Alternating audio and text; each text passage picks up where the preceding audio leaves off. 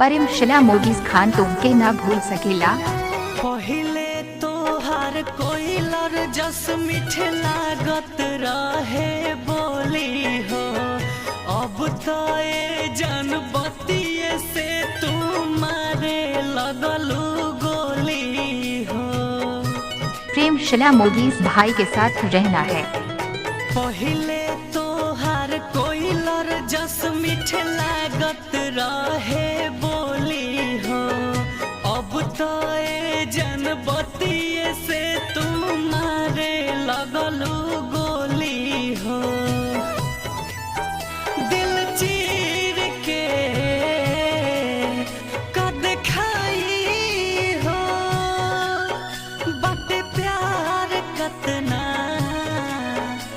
बताई हो।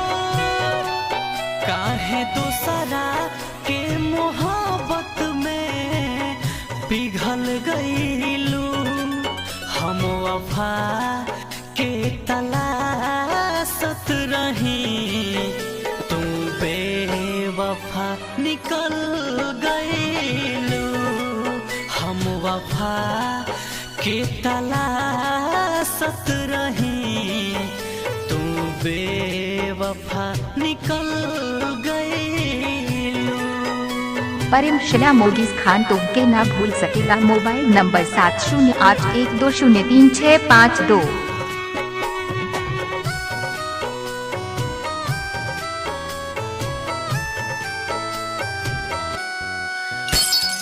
हमारा साथे जैसन कैलू राम जी करी है विचार हो, तू खुश रही हो जहाँ भी बाड़ू, दिल से दुआ हमार हो।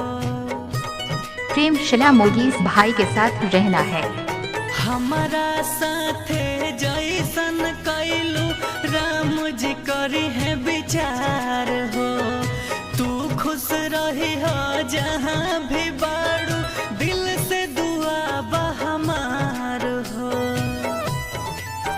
न जियलू न मुइलू, तू नितेश के होई गईलू।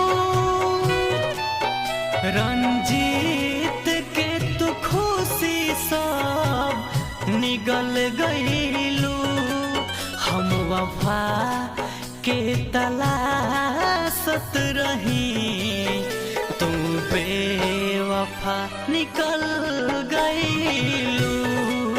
हम वफा के तलाशत